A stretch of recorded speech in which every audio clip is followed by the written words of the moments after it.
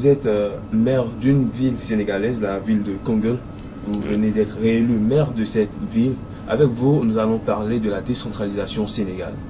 Commençons déjà par faire une genèse du processus de la décentralisation au Sénégal. Oui, merci. En termes de réforme, nous avons vraiment démarré cette question-là au début des années 70, vers 73. Et de 1973 à 1996, nous l'avons appliqué effectivement avec des résultats mitigés. C'est avec le président Diouf aussi, après avoir passé peut-être 16 ans au pouvoir, a constaté quand même qu'il fallait renforcer cette politique de décentralisation et a consacré l'acte de la décentralisation qui a élargi un peu les compétences transférées aux communes en accompagnant aussi une participation budgétaire de l'État. Je pense qu'aussi cet acte, cette réforme de 1996 aussi a pu ériger certaines d'autres nouvelles collectivités locales telles que la région. Je pense que qui a quand même joué un rôle majeur dans le développement et dans l'accompagnement même de la politique de décentralisation. Bon, aujourd'hui, je pense que aussi après un bilan 40 ans après, avec ces deux réformes, le président Macky est venu quand même au pouvoir avec la ferme promesse d'aller vers l'acte 3 de la décentralisation. Et je voudrais vous informer que désormais c'est entré en application avec les dernières élections que nous venons de vivre.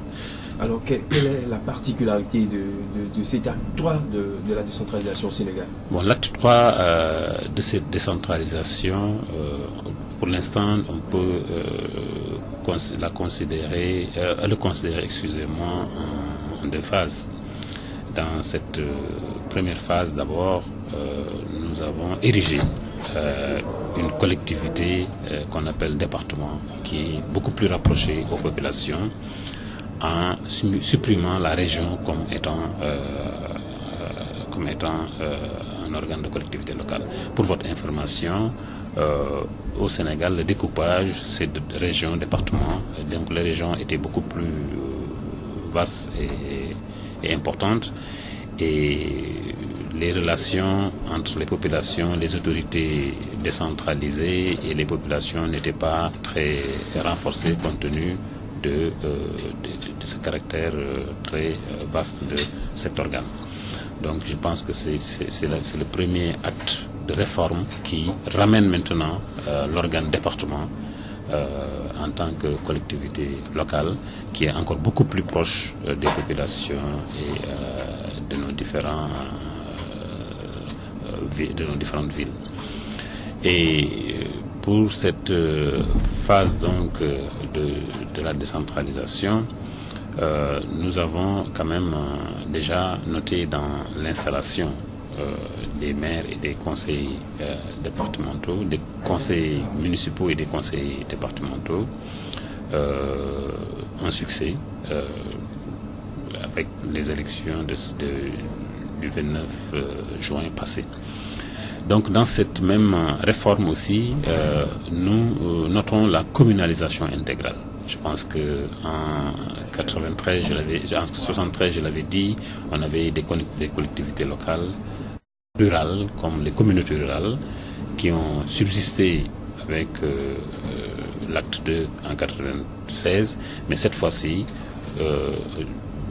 l'appellation est généralisée. Nous n'avons plus de collectivités, de communautés rurales, mais plutôt de communes. Donc toutes les collectivités locales, communautés rurales comme communes urbaines, sont transformées en communes. Donc c'est ça qu'on appelle la généralisation intégrale de l'appellation commune.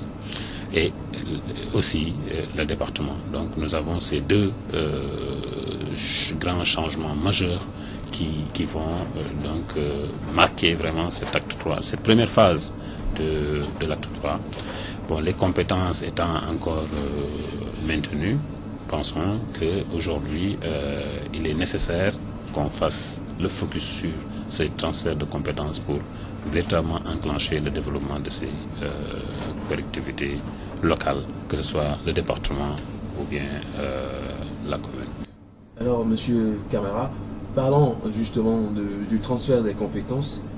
C'est un processus qui peine encore à être une réalité dans certains pays africains. Au Sénégal, est-ce qu'on peut dire aujourd'hui que le transfert des compétences est une réalité? Oui, en tout cas, de mon expérience des 5 ans de maire, j'ai compris que quand même, quelque part, nous avons fait beaucoup de progrès dans ces transferts de compétences. Nous avons évoqué souvent le manque de ressources. Effectivement, ces transferts de compétences devraient être accompagnés par un transfert suffisant de ressources qui pourraient permettre aux communes, aux collectivités locales d'exécuter les missions qui leur ont été assignées. Bon, on peut dire que c'est une réalité, mais il reste encore beaucoup de choses à faire. Du point de vue d'abord de ces ressources, je viens de parler, je pourrais y revenir, mais aussi du point de vue des compétences que nous devons transférer. On a toujours déploré le fait de ne pas transférer des compétences économiques, ce qui limite un peu les marges de manœuvre de nos politiques. Nous avons des problèmes pour mettre en œuvre réellement nos politiques au niveau décentralisé, compte tenu du fait que ces compétences ont été limitées. Mais de mon avis personnel aussi, je pense que le transfert des compétences se limite aujourd'hui est caractérisé par les ressources que l'État transfère. Les ressources, l'État va dire que tout ce que je devais faire dans l'éducation, je vais transférer les ressources aux collectivités locales qui vont le faire. Mais c'est en termes d'offres. Mais en termes de demande, je pense que là-bas, les compétences ne sont plus limitées. Aujourd'hui, nous faisons face à une demande excessive d'emploi des jeunes. Nous n'avons pas les compétences. Nous devons avoir des initiatives qui devraient permettre de les sortir de ce chômage.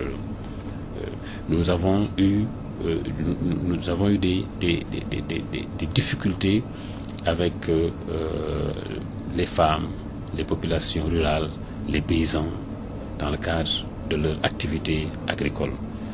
Donc, du point de vue de l'offre, on peut parler de compétences, mais du point de vue de la demande, je pense que les compétences sont généralisées et c'est à nous, collectivités locales, de les prendre en charge. L'exemple que je prends souvent, on dit que on n'a pas transféré les compétences de l'enseignement supérieur et de l'enseignement secondaire. C'est au niveau de l'enseignement primaire que nous devons prendre, nous, en charge les dépenses d'offres d'éducation primaire. Mais en fait, l'enseignement supérieur comme l'enseignement secondaire, en termes de demande, nous interpelle au premier chef. Quand les étudiants doivent aller à l'université, s'ils n'ont pas les moyens, ils reviennent vers nous.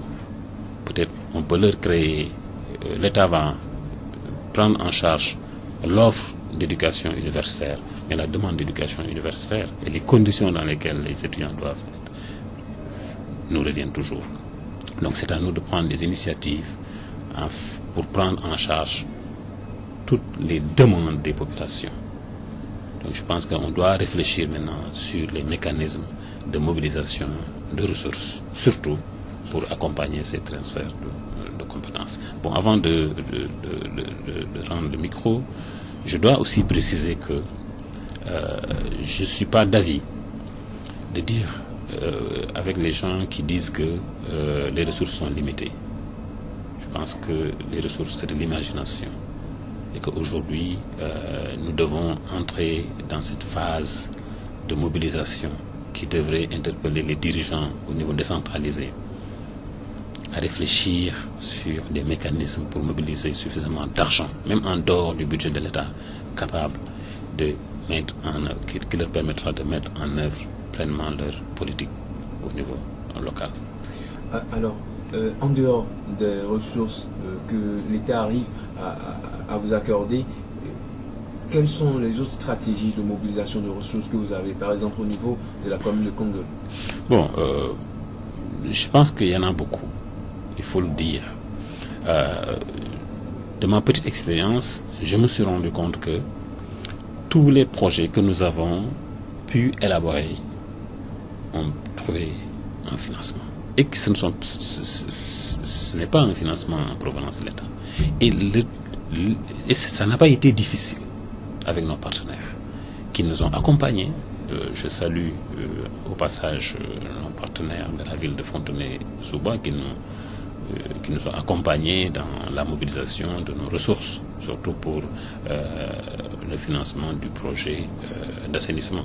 Si je prends cet exemple, on est parti de rien pour ce projet d'assainissement qui est aujourd'hui vraiment en train de changer complètement le visage de la ville.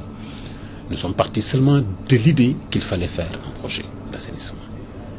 Et nous sommes passés, effectivement, ça aussi il faut qu'on remercie l'ONG Ovive qui nous a accompagnés dans l'élaboration de ce projet et qui nous a accompagnés aussi dans la mobilisation, qui n'a pas été difficile encore une fois.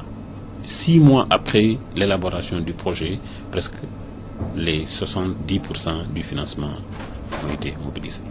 Je pense que ça a été un défi que nous avons relevé et ça a montré que ce n'était pas difficile de mobiliser, d'avoir de l'argent, mais le fait, c'est la formulation d'un projet qui pourrait intéresser les partenaires. C'est ça qui est un peu difficile pour nos collectivités. Je pense qu'il faut les accompagner à renforcer leurs capacités. Et ça, même au niveau national, on a ce même problème. Il y a plein de bailleurs qui s'engagent et il y a peu de mobilisation à partir de l'engagement, du fait que l'État ne présente pas suffisamment de projets bancaires, nos États.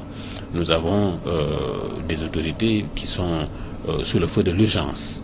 Des fois, c'est des dépenses que nous effectuons tout simplement parce que telle population a réagi, telle autre, il y a telle couche de la population qui est en détresse. Nous avons ici des inondations, il faut intervenir par-ci, par-là. Et ces interventions sur coût font que il n'y a pas suffisamment de projets et que nos budgets sont souvent utilisés dans des actions qui n'ont pas été bien réfléchies avant, ou bien dans des actions qui ne peuvent pas mobiliser l'aide extérieure. Je pense que c'est maintenant qu'il faut poser les jalons du développement en invitant nos gouvernements, en invitant les autorités, surtout au niveau de nos ministères de l'économie et des finances, à accompagner les sectoriels dans la formulation de projets bancables. Je pense que c'est facile de sortir une idée, mais la mettre en œuvre quand même, il faut quand même beaucoup de compétences qui réfléchissent et qui s'accordent sur des projets. Et avec cela, je pense que ce ne sera pas difficile, aussi bien au niveau national qu'au niveau local, de mobiliser l'argent nécessaire pour ces investissements qui sont importants.